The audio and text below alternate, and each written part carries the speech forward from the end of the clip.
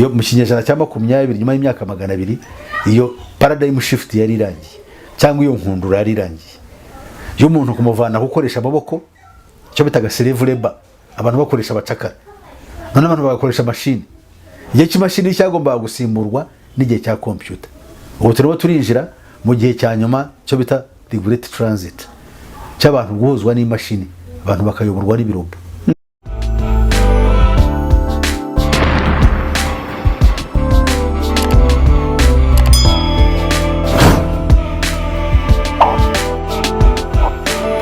Twe turahamya yuko yavuye muri laboratory ntabwo ari ubucurama kuko ibi byose bya za sida za Ebola bagenda bavuga ko bigenda bituruka.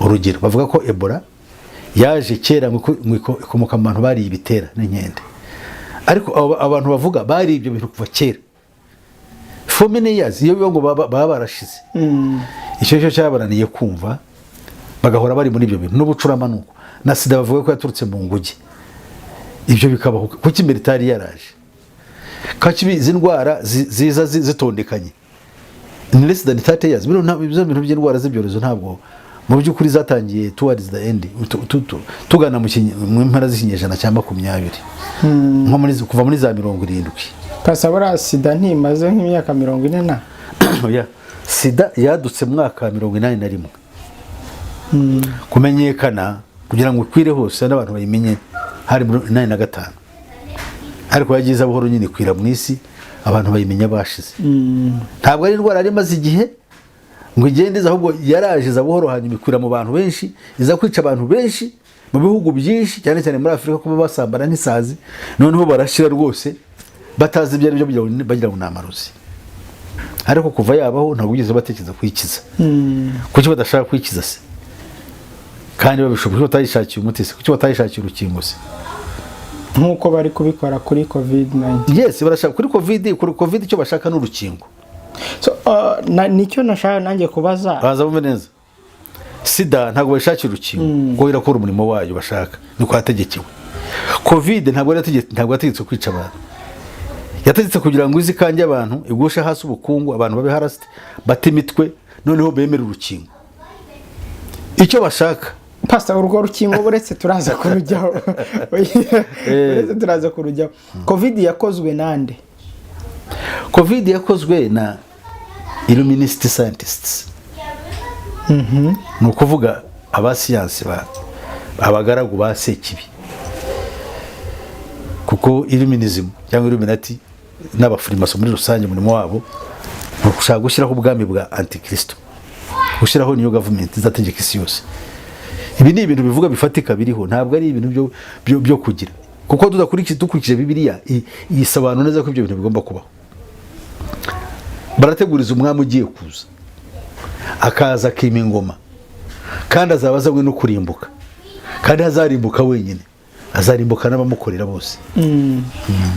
None pastor uri kuvuga ngo sida yazanywe nabo COVID yazanywe nabo ibyo bya Ebola byazanywe nabo ibyo biranganisha ku kibazo kivuga ngo nubundi twavutse twumva bavuga ko isi igiye kurangira ibyorezo iyo Ebola iraza iyo sida iraza amaherezo se y'abantu bavuze ngo twavutse genge ntangaza ngo twavutse who are you mwe muri bande umuntu amaze imyaka 40 ngo twavutse pastor we wavutse batavuga ko isi igiye kurangira jewe ka nkumura urugero rwa frankly speaking jewe my own research ibyo ndeba ko je nkora serious observation mbyiruka ibyo nabonaga si byo mba nubu byumvikane ko ibyo rero byose ntago ushobora kugenda nkuko nshaka ariko no Bibiliya yavugaga iki yavugaga ko mu minsi y'imperuka hazaba hari ibyorezo. Yes wavutse nta cyorezo na kimwe ihangane no ngo Bibiliya yivuga imperuka bitangira no kuza kwa Yesu kw'isi. Yesu aje nibwo periode y'imperuka yatangiye. Yego noneho rero ahubwo igihe nimatiwa niho impamvu Bibiliya ivuga ngo ukurya munsi ugenda urushaho kwegereza abari ko murushaho namwe guterana bira ngo mugire niyo mpamvu rero Satani ubwo warwanya abantu guterana. Assembly igamije kuvuga ijambo ry'Imana irarwanywa ku isi yose mu bihugu byose.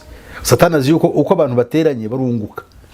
Je niyo mpamvu shimira izingizi za bizi imbuga zituma abantu wenda baterana mu bundi buryo ariko abantu guterana iyo abantu baterana babonana n'ibyo byaka niyo birimo advantageous nibyo byiza kurusha. Ariko mu gihe byanze twakoresha ibingibi. Ariko icyo nzi cyo umuntu wese muzima utarwaye mu mutwe arabona yuko ibintu bigana atari heza.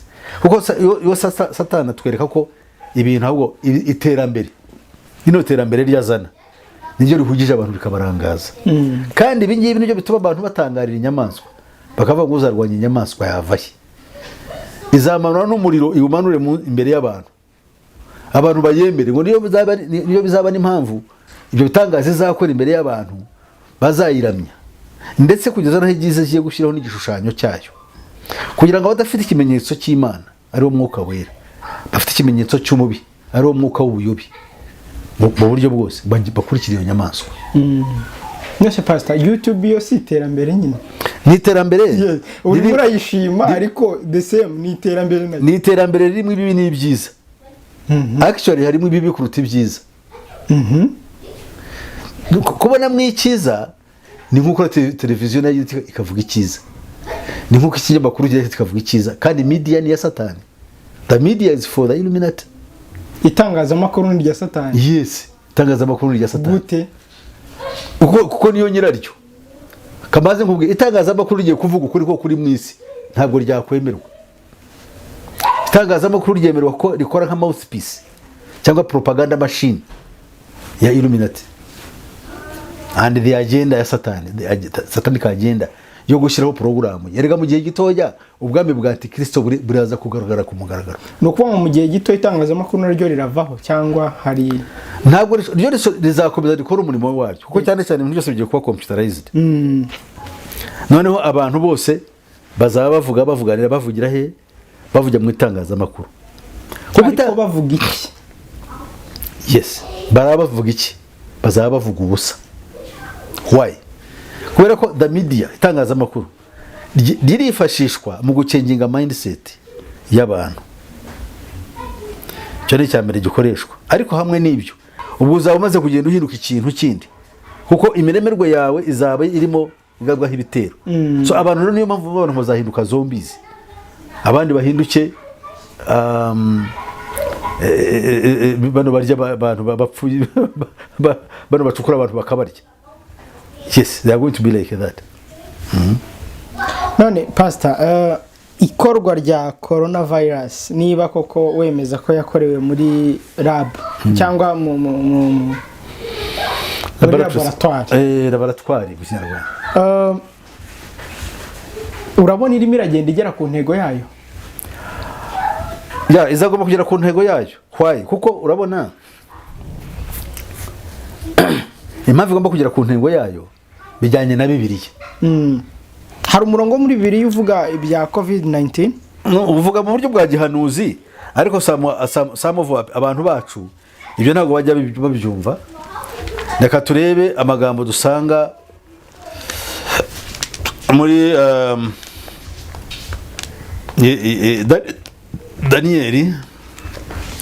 Daniel igice cya Daniel igice cy'umunani umurongo wenda tuve ku murongo wa 23. Aravuga ngo igihe ubwo bwami buzaba bwenda gushirira, abanyabyaha bamaze gukabya, umwami w'umunyamwaga umenye bitamenyekana azima.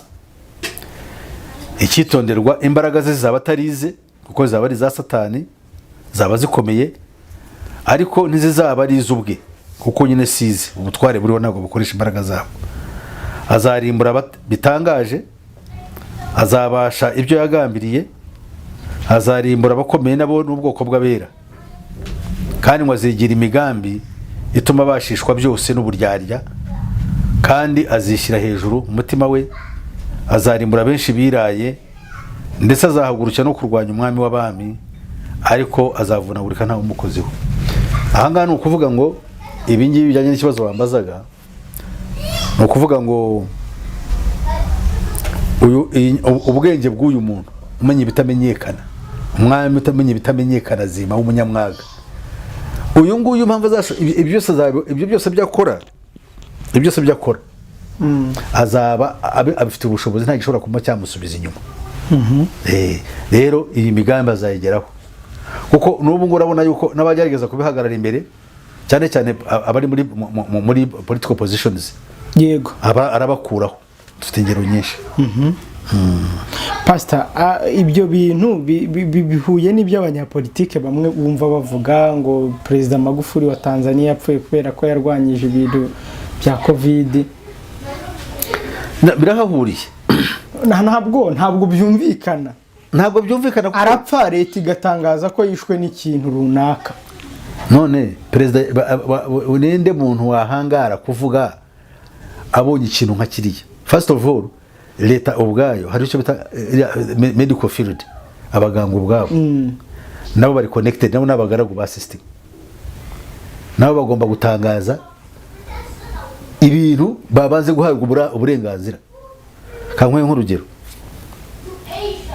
President Moise Juvenal wa Haiti uburyo yapfuyemo, uzi yuko abacamanza bagiye bashyirwaho kugira ngo bakurikirane ikibazo cye, barabyanze, bagize ubwoba. Yego. Why? If it was a normal thing, kuki babitinya? Ariko wowe aho ubona umuntu ahinda umushyitsi, ari mu gihugu bafite leta, singa abaturage nkatwe, arakabatereka da iyo file irababa. Burya hari cyo, that one is in your judiciary, bavuga yuko yigenga ntizo bucamanza. Kandi abo ngabo bo hejuru niho batubwira ngo ubucamanza bwanyu ntibwigenga. Ariko haraho bigera ugasanga noneho barakubwiye bati atasiyo. Erega turi muri confusion, ntacyo tubona twebwe. Kamwe nk'urugero, hariho umuyobozi mwahani Burundi washekeje, yitwa Ndira ko bucya alias Ndakugarika, ayobora ministeri y'ubutegetsi bw'igihugu mu Burundi. Ubwo nka Minaroke ya hano mu Rwanda. Yego. Yabwiye abarundi ati twazanye inkingo, ariko attention, ushaka kwikingiza ayagenda asanje aho ziri, ariko kizambaho ntazatubaza. Urareba iyo game, first of all yazanye ikintu ariko ntabwo yakizanye kubwe, kandi n'umutwara. Ariko birasanzwe no mu Rwanda barakubwira ngo genda wikingize, ukuzuza form ivuga ko nubundi bizakubaho ntawe uzabaza. Ibyo ariko biri open kandi barabikwinkariginga. Ariko hariya mu gihe umuntu akubwiye ati twebwe twakabaye ku bwacu ntabwo twakabaye tuzizana. Okay, naho ngaho ushaka kuvuga. Ku bwacu ntabwo ari ku bwacu, ariko hari icyo babonye twemeye kubikora, ariko si ku bwacu. Ibi bintu, that game, wowe nk'umuntu utekereza, reka dufite ibibazo abantu bacu bano bureba, bito ngo our intellectuals, n'abantu biza barimo abize, barimo abaganga, barimo professionals bacu, burya ntibabaho. Ibyo bazi ni linkage iva hejuru. Iyo ikintu kivuyeho ntabwo bafite independence yabo, ntabwo bafite ubwigenge bwabo mu bitekerezo. Nibyo nyavuga buri gihe. Mu mwaka wa 1949 politike mpuzamahanga nanjye nabaga mu communism yarwanyaga imperialism, yavuyeho ivanywe n'utuga Mikhail Gorbachev, amaze kuyikuraho muri Soviet Union, the former Soviet Union. Ayivanyeho all revolutionaries bo muri Afrika, abahanga muri socialism bumvaga bari bazi bandika ibitabo, byahise bishira, biraceceka tubiruho bagiye. Kusanga umuntu uwo bavuganaga no gusanga ntibakibizi. Why? Kuko ibyo bavuga byose bigomba kuba biri linked kuri bariya. Iyo bavuyeho babirangiye. Sibyo Fidel Castro niwe wari resistinze abo mugabo kugeza apfuye. Ariko the rest of the world ntaho babona. Especially abo muri Afrika ho nta n'ubu ngo abana bakuze muri kintu ntago bazi ibyo ari byo. Kuko nabaso babirimo ntibigeze babikomeza kubivuga. Ntago bigeze babimenya. Niyi Bibiliya niyo mpamvu reba iyo byatangiriye hariya bagatangira gushingira abatinganye, nayo turabashingira. Iyo bimitse abagore ku pastor, nayo turakurikira. Why? We are not independent minded. Ntabwo turi na open minded after all. Turi nkuko umuntu ashyiramo imashini yawe nk'iri ushyiramo program igakora. Pastor, reka dusimbuke gatoya kuri izi nkingo. Hari bamwe mu bemeramana bavuga bati izi nkingo zihuye na wa mubare 666 bandi bati ni microchip bari gushyiramo abantu, cyane ko hari naho noneho byatangiye kuba itegeko bavuga bati buri muntu wese agomba kurwikingiza. Bisobanuye iki mu buryo bw'iyobokamana ibyo ngibyo? Ntabwo biriya bijyanye na biriya. Mu iyobokamana harimo ikimenyetso koko, ikimenyetso cy'inyamaswa, ariko ntabwo ikimenyetso ari microchip. Icyo kimenyetso ntabwo ari urukingo, kandi icyo kimenyetso ntabwo ari icyumweru, kuko hari amadini abifata atyo. Hari abavuga ngo ni icyumweru, hari abavuga ngo ni urukingo, hari abavuga ngo ni microchip. Wambaza utuye biri bikarasifaying gute? Biriya biri mu mugambi wo bita agenda 21. The agenda 21 ni umugambi wa Illuminati wo kurimbura miliyari 3 z'abatuye isi mbere y'umwaka w'ibihumbi 2050. Ni ukuvuga ngo iyi gahunda biri muri gahunda yo kugabanya abantu bari ku isi. Niho haza mu zino ndwara za covid, nizo nkingo zizaza n'izindi zizaza, ko ntabwo byari byarangira. Hariyo ibindi byorezo bigomba kuza, abantu bagomba kwitegura, ndetse n'izindi nkingo zizabiherekeza. Byose icyo bizaba bigamije ni confusion, ni ukuzanira kurimbuka kw'abantu benshi. So muri make nicyo nshaka kuvuga, yuko biri muri agenda 21 igamije kugira ngo benshi mu bantu bapfe. Ku nyungu zande? Ku nyungu za Lucifer yaje kwiba, kwica no kurimbura. Iryo hame rigomba gusohora. Yari yarabuze ubundi buryo abikora se? Ntabwo ashobora. Uburyo yifashije covid-19? No, akoresha methods nyinshi including covid-19. So icyo akoresha ntabwo amubuza ngo urakora iki, akora ibyo ashatse byose. So na covid-19 cyo cyo umuntu bihungabanyije isi. Actually ubu nibwo bwa mbere in the modern world, in the contemporary civilization yacu, tubonye ikintu kimeze nk'iki. Kuva ikintu cyitwa digital paradigm, cyo bita paradigm shift, yatangiranye n'icyo bita digital age. Digital age ni ukuvuga iki? Igihe cya computer cyatangiye mu myaka za 50. Twatangiranye ikintu nk'inkundura y'ikoranabuhanga. Inkundura y'ikoranabuhanga isimbura imikorere yari ishingiye ku nganda. Yatangiye mu kinyejana cya 18.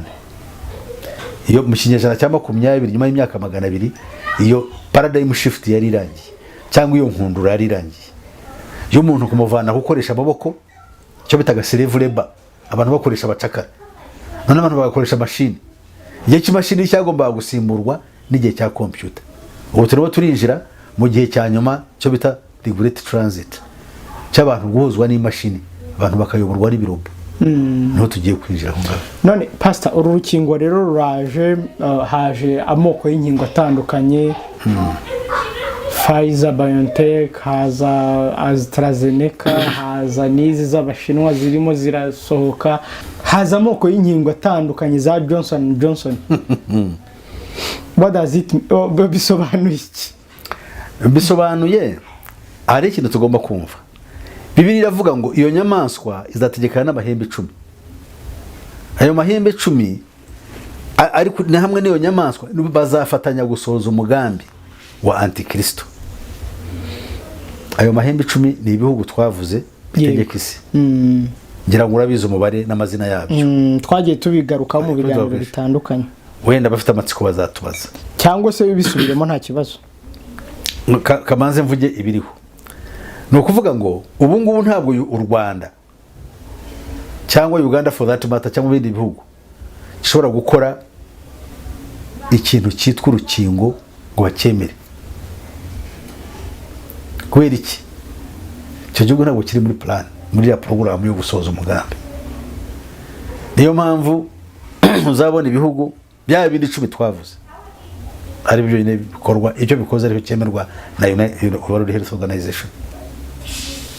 niba ikintu kitavuye muri Canada, Amerika, Ubwongereza, Ubudage, Ubutaliyani, Ubufaransa, Ubuhinde, Ubuyapani, Uburusiya, Ubushinwa, ntabwo ushobora kwemerwa. It is very dangerous. Ni ukuvuga hagati aho ngaho niho gihe cyo turimo. Uvuga ngo twebwe nutangira gukora ibintu bazakudiscouraginga. Madagascar, perezida wabo Rajuwana yatangije afite ikintu cyo bita ngo ni organic tablets cyangwa organic pills. Barabikoze biri ku isoko. Yakoze muri Artemisia harya. I don't know, sinzi icyo yabikozemo. Ariko iyo miti irahari. We ntabwo yakoze urukingo, yakoze imiti ya COVID-19. Yes. Kandi iyo miti natwe twayifite. Twabikora tukabigira. Ibyatsi biboneka mu Rwanda. Yes. Ariko why were they discouraging? Kujya naho bari bagiye kumukorera kudeta. Nuko badashaka yuko icye gisohora kigakora. Byagenze bite? Bari bagiye kumukorera kudeta? Yes. How? I want to aware with that. How? Bagiye kumukorera ku they wanted even to assess nkuko bagize uriya wa Haiti. Kone bari bagiye kumukora. Wa Haiti se nawe yarazanye umute? Bamunyitera yazanye icyayi.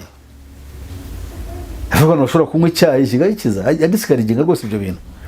Kandi bari abantu bakora biriya bintu bafite ubwoba yuko ushobora gusucceeding mu byo ukora. Noneho ukaba example cyangwa urugero rubi ku isi yose. Kuko ibyawe wararesistinze, ubukungu bwawe ntibwagwa, abantu barakora kandi bariho. Ubwo ushaka gutanga nk'urugero rwa Magufuli. His economy ntabwo yigeze ikora pusinga. Ahubwo abantu barapfa. What's all? Abantu bapfa everywhere, abantu barapfa. Urumva? Ariko pastor, wihangane gato wenda nyemerere nguce mu ijambo gato. Recently nari ndimo nganira na Dr. Rusa ambwira ko muri Central Africa Republic nta covid iriyo. Kuki perezida waho we atari ku gitutu cy'abo bantu? No, ari ku gitutu kandi nta igihugu, there is no state, there is no nation state. Nta gihugu gihari. None se buri Central Africa is not ntabwo ari igihugu. Central African Republic ni igihugu which is in chaos. Nose perezida bamubwira icyo. Rode icyo bamukoze nabwo bagikora kirahari. Ira mitwe ihari no kwigomeka n'ibindi byose aho bimugeze barabibona. Umuntu bakubwira bari bayo kufite authority, ufite icyo uri bukore cyangwa icyo uri buvuge. Ntabwo rero bashobora kumubwira kandi nta gihugu gihari. Kuko it's a country in shambles. No kuvuga ngo it's a failed state. Yego. Now a failed state se wabaziki. Ahubwo abari mu failed state sometimes bashobora kuzarokoka. Ingaruka zabi muri ibi ngibi biriho ntizibagereho bakazicwa n'ibindi. Kuko one of the program kimwe muri gahunda yo kwica abantu harimo ni na armed conflicts. Intambara abantu kwicana bose mu bajya muri Eastern Congo hari ukajya kuvuga ngo uravuga ibya covid. Nk'ubu wajya za Murenge cyangwa Kivu cyangwa za hehe ukavuga abantu bari covid, abantu bari rukanka abandi bari mu myobo. Ubusogwa nabibonye mu minsi yashize ikirunga kiruka. Yes. Nahamagaye bamwe muri bakavuga ati ibyo bintu by'udupfukamunwa umuntu ari guhunga iruka ry'ikirunga ntabwo abizana. Yes. Ibyo babizana abantu bari mu muteto. Abantu bari aho babizana neza nibo babizana ibyo ngibyo. Yes. Ntabwo ushaka kuba abantu ngo bazemere kuko ntawo naba mpereye. Iki ni ikiza gikwiriye isi yose. None se bavuga ngo umuntu imvura yagwa uri mu butayu udafite aho gakoba ntabwo uri bunyagire. Ni ukuvuga ngo ikisabwa ahangaha je nabwiye abantu kuva kera. Mankind has been attacked. Nyoko muntu yagabwe igitero. Nta muntu bizi, nta muntu bishoboye kiretse abantu Imana yahaye amaso yo kureba kandi bakwiriye kubwira abandi. Kandi bakabwira abantu kugira ngo bahungire ahantu Imana yateguye. Imana duciriye akazo kitwa Yesu Kristo. Yesu bino bintu bimenye bitari byaba. Atanga ibwiriza. Dusanga muri Yohana 10 umurongo wa 9. Ari amagambo agira ati hano atugira inama ikomeye. Aravuga ngo aravuga ngo umuntu ngo wewe yivuzeho nka Yesu abambanjirije bose bari abanyazi n'abajura. Noneho arongera aravuga ati kandi bari n'abanyazi ariko intama ntabwo zabumviye, bityo rero n'igerembo ry'intama n'igerembo umuntu niyinjirira muri gihe azakizwa, azinjira asohoke kandi azabona urwuri. Umujura ntazanwa n'ikindi keretse kwiba no kwica no kurimbura, ariko jyeweho nazanywe no kugira ngo zibone ubugingo ndetse ngo zibone bwinshi. Yesu ahangaha yavuze icyamuzanye, avuga n'icyo ari cyo kandi avuga n'icyamuzanye, ni ukugira ngo abantu barokoke. Hanyuma rero abandi bantu bashaka kubica hirya bagashaka kubishakisha nabo ubwabo buriya ntibabizi. Abo uzabona bano bantu bamaze bino bintu banabivuga private rero buriya ugiye kumubaza kuko nawe atazi ibyo ari byo. Yes, ntabwo yaguhamiriza icyo atazi. Even doctors yabate nanjye simbyumva ariko ngomba kubivuga ko umukozi wa system. Yego. Ntabwo bishobora rero nk'ubu ngubu nko mu bihugu byinshi baragenda bavuga ngo noneho no kujya muri restaurant ugomba kuba no kujya muri food store ugiye kugura ibyo kurya nko biriya bihugu bitameze nkatwe wenda bihingira mu mirima, naho ugomba kugira ute kugenda uho wakingira. Hari ikinyamakuru nazo mbona no mu Rwanda kivuga ko abakozi ba leta basabwa kuzajya baba bikingije. Yes. Wenda aho ni intangiriro. Intangiriro zagenda bigira n'ahandi hose. Hari n'umukobwa yagize kungisha inama mu Burayi arambwira ngo ese areke akazi aze muri Afrika. No, don't waste your time. Urajya hehe se? Ibi ni ibintu bimaze kurangira muri jenoside y'intambara. Umuntu yabaga yagiraga hatugarikwa agasohoka amanitse amaboko akishyira intara hamwe ati ni mu nyice ko ntawo kujya handi hahari. Yes, so my advice is not opposing this thing. Nirese bakubwira guhagarara. Even our leaders, abayobozi b'ibihugu byinshi nabo ntibafite uko bagira bate, nabo ntibafite alternative. Nose bo n'aba scientists, nabo n'abantu nkatwe barabwirwa ibintu babibwiye bakagira bate, bakatiyo tugire amahoro dukore dutere imbere. Ibyo bintu bigomba kubaho kandi genda bumva nabo niko babyumva niko babibona niyo solution. Pastor, reka nkubaze akabazo gato gateye amatsiko kashobora no gutera amatsiko umuntu dukurikiye. Iyo uri mu bantu bakanguriwe kwikingiza kubera imyaka yabo. Warikingije? Oya, sindikingiza ariko simaka ariko ntazikingiza. Ntabwo ushobora kuba ntabwo nzikingiza ariko sindikingiza kuko umuntu dukurikiye arabibona ko imyaka yawe iri muri ya myaka y'abantu bakangurirwa kwikingiza. Barankangurira kwikingiza ko niko babibona. Ariko njye siko mbibona. Ariko nanone nkavuga ngo sizabura kwikingiza kuko ruri hose. Ni ibintu byose biri ni nko bavuga ngo nta twese turambara. Ntabwo umuntu uramutse ufite utambaye ni problem. Ariko ari umuntu kuvuga ati jewe ndamutse ntambaye nkigendera ko navutse niyo byampa amahoro. Ariko kandi sero nugomba kwambara. Yes, it's a moral. Ntabwo agenda bambaye ubusa. Basta abantu bazareba iki kiganiro nizere ko abari bafite imyumvire yo kutikingiza bazahita bayihindura. Ni ukuvuga ngo umuntu kuko hari umuntu uvuga ngo reka nikingize cyangwa niyo kwikingiza. Ngiye ku bwanjye uramutse utikingije byaba byiza kuruta. Byakugendekera gute se ahubwo? Byaba byiza kuruta ariko byakugendekera gute? Nicyo mvuga nanjye. Mwisi yabikigi. Jewe mvuze ngo ngiye kwibera muri pariki nk'inyamaswa. Nakwiberayo sinkingirwe. Kuko ibinyishizwamo ntabwo mbizi. Ariko kura nisanzwe nzi nakuzi. Nzi ko nari muzima. Kuvuga ngo covid iraza abantu bose abifata ntabwo ariko bapfa. Ngira ngo urabizi. Yego. Nasa abarwara covid bose barapfa. Hariho nabo bose bavuga ngo barwaye covid iri ikomeye ngo baba bagize immune. Ntabwo ushobora kongera kubafata vuba. Ati ndumva na covid ubwayo iri mu moko atandukanye. Iri mu moko atandukanye. Yes. Nire bavuga ngo ni iriya yisha abahinde bari ntabwo bishwe na covid. Oya, bari bishwe n'imirasire. Yego. Ya indi waho ni game bakinije kugira ngo bakanje abantu. Ntabwo ari covid yica abantu bakagwa no ku mihanda abandi abahinde uzi yuko badahamba batwika bakabara no batwika abantu bakabajugunya ku nzira. Yego. That was kari akantu ko gusereteninga humanity yuko nibatareba neza ngo bemere ikibakorerwa baza guhura n'ishyaka. Kubera ntabwo wasaba irasaba ibara nk'iyo bavuga ngo ni itabate delta. Ngo heje no muri Kenya no mu Rwanda no mu Rwanda ngo irahari. Kira ni ikintu cyabaho kitigeze kiboneka. Nta hantu byabaye kuriya even in Europe no muri Amerika na hehe abantu bapfa bandi bakarambirana mu mihanda. Kandi Ubuhinde ngira ngo buri mu bihugu bifite abaturage benshi ku isi. Yes. Ariko bapfuye mu buryo bubi ira ni game yakoreshejwe. Nyuma ya covid twitega iki? Nyuma ya covid ni mara kwinjira. Na nyuma y'urwo rukingo. Nyuma y'urwo rukingo hazaza ikintu kimeze nkaho ari nk'agahenge. Kuko ikinyenzi cyaba kimaze kugerwaho no gutera abantu inkingo. Ngoro hazaba agahenge ubuzima buse nkaho bugaruka. Ariko abakuru ufite ntabwo ari ubuhanuzi. Iyo numva na ababishinzwe bazanye nibi nuko hari ikindi cyorezo kizaduka. Icyo rero cyo kizaba kije gukora. Tutari kizaba gikeneye of course nabo kongera gukingirwa. Ibyo ni ibintu byavuzwe. Narabyumvise witwa Bill Gates. Yes.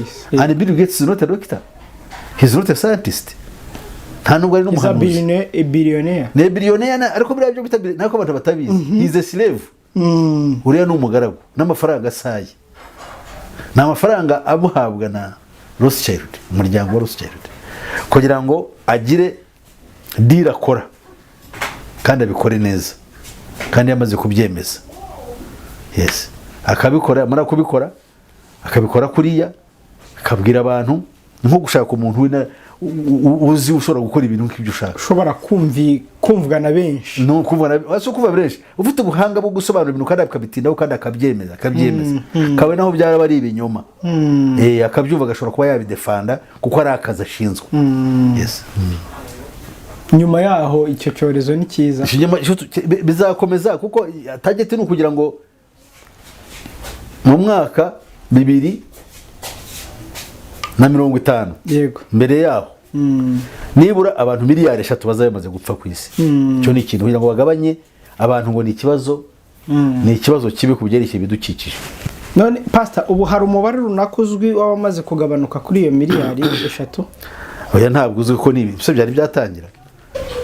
None se covid usibye ko covid abantu bapfuye mu bintu bijyanye muri problems related kuri covid nk'impanuka nk'abantu kwiyahura nk'abantu kwicana mu mago kuko babuze ibyo barya. Yego. Abantu kwishora mu bikorwa by'ubusambanyi bakandura sida zikabica abandi bakicwa n'inzara. Abo ngabo covid bikitwa covid bije kubera covid related. Nukuvuga ngo bifitanye isano na covid ariko si covid ariko bifitanye isano na covid. N'abantu bangahe bapfuye abantu basiganwa n'amasaha.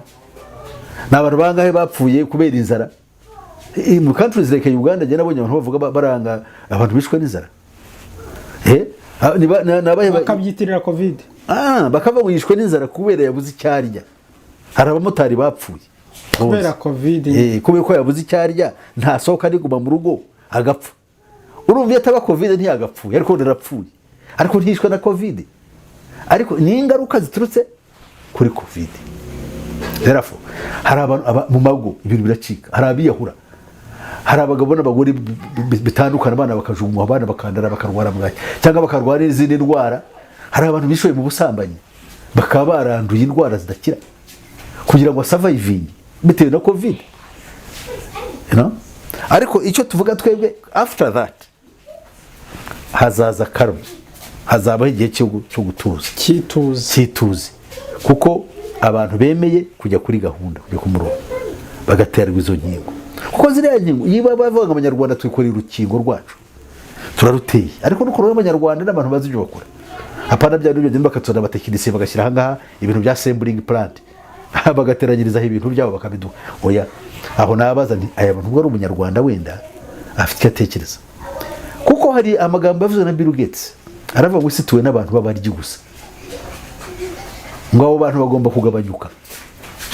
Abantu barava cyane ngo muri Afrika no muri Asia no muri Amerika y'Epfo ntabanywa urumogi gusa bajya guteza butiyaje mu Burayi. How can we solve that problem? No kugabanya abantu. kandi bijyanye n'umugambi wo kurengera ibidukikije, kuko abantu ese barabirengera mu nyungu zande, mu nyungu za mother earth, inzu isi yacu ngo ishobore kubaho, dushobore kubaho, nuko atirisa abantu badafite umumaro kandi barya bapfa, hagasigara abantu b'ingirakamaro bazamenya isi cyari cyo no kugira icyo bayikora. Bakababwirwa nande abantu b'ingirakamaro ni bande? Aho rero ushobora kwibwira ko uri ingirakamaro, nanjye nkibwira ko ndi ingirakamaro, ariko hari undi uturengeje. Ibyo nkubwira ntabwo ari official policy, ntabwo ari politike izwi cyangwa ishyirwa ahagaragara, ahubwo ni amabanga, ni porogaramu yo mu ibanga. No, buretse ayo mabanga wamenye ute? Njyewe nakuye ko nkora ubushakashatsi kandi nkakoresha icyo bita intuition. Hari ikintu cyo bita stigmatized knowledge. Stigmatized knowledge cyangwa icyo bita alternative theory ni ubumenyi butandukanye n'ubwo bita official narration. Official narration ni ubumenyi dusanzwe duhabwa n'itangazamakuru, duhabwa na education, duhabwa na scientific community, duhabwa n'ababyeyi. None tubabyeyi bari ababyeyi bo abo batubwira n'ibyo bareba, ariko burya aho dukura ubumenyi cyangwa information, aho dukura ibyo tuzi mu bwenge bwacu biva mu nzego enye. Biva muri education system, bikava mu itangazamakuru, bikava muri scientific community, bikava no mu religion, idini, ibyo batwigisha. Kuko buriya idini naryo ryarahindutse ryigisha ibijyanye na porogaramu ya inyamaswa. Ariko se pastor, idini ntiturijyanwamo n'ababyeyi ra buriya? Ababyeyi batujya kuko nabo niko nije nuko n'ababyeyi batujyana mu idini kuko ariho nabo baba barakuriye. Ababyeyi so batwara mu ishuri. Yego. Bakundwa rero, aya magambo ushaka kugira ngo ngarukiriza aha abadukurikiye mwese, kuki mbingingira kujya muri Yesu Kristo. Muri Yesu Kristo harimo ibitangaza ari ibimenyetso n'ubushobozi. Kimwe muri byo ni ikivuga ngo kandi ibimenyetso bizagumana n'abizera ngibi, bazirukana abadayimoni mu izina ryanjye, bazavuga indimi nshya, bazafata inzoka, kandi nibanywa ikintu cyica ntacyo kizabatwara na hato. Aha ngaha ni ukuvuga ngo abari muri Kristo Yesu, hamwe n'ibyo byose bigeragezwa kuba ari mu isi, bazabirokoka. Niyo mpamvu ngewe mvuga ngo nubwo bakingirwa, nubwo bashobora gukingirwa ntibicyo bibatwara, kuko bafite Kristo muri bo. Ibi ngibi ni ukuvuga ngo Yesu Kristo we ni umurengezi wacu. Ibyo bakingirwa, ibyaba birimo byose bishobora kuba byahungabanya ubuzima bw'umuntu, Yesu azabibakiza. Kuko Yesu niba ategetse ngo muzarambika ibiganza byanyu ku barwayi bazakira, kandi uburwayi ni mikorobe n'uburozi burimo rero, kuko nabo bamwe icyica n'ikiza kizabatwara. Yesu rero n'ubundi azahagarara n'abo bantu kandi azabakiza bizera. Icyo gihe niyo nzira yanjye gembo, niyo mpamvu mbwira abantu. Kugira ndabwira abantu yuko turi ku rugamba, ndabwira abantu yuko twamaze kugambanirwa na system iri hejuru yacu. Nta muntu yaba ukomeye yaba woroheje ushobora kumenya ibintu. N'abantu bose bakomeye bo kwisi, n'abanyamafaranga n'abahanga n'abanyabwenge, ntabwo bazi ibintu bizwi na ba nyirabyo, n'abandi babizi ni bandi. Nawe Imana yahishuriye ubwo bwiru, aribo twebwe bicaye imbere yanyu uyu munsi. Niyo mpamvu tubabwira ibintu byo kubabeshya cyangwa byo kubatesha umutwe kandi practically bidashoboka, ariko tubabwira icyo tuzi cyakiza abantu. Ari we Kristo Yesu, irembo ry'intama, kandi ari nawe uduha garanti yuko nubwo tuzanywa icyica cyangwa tugashyirwamo icyica kigamije kutwica, muri we tuzakirokoka kubwo kwambaza izina rye, kugira ngo adutabare dukize. Nta kindi nabwira unyoko muntu ubu ngubu.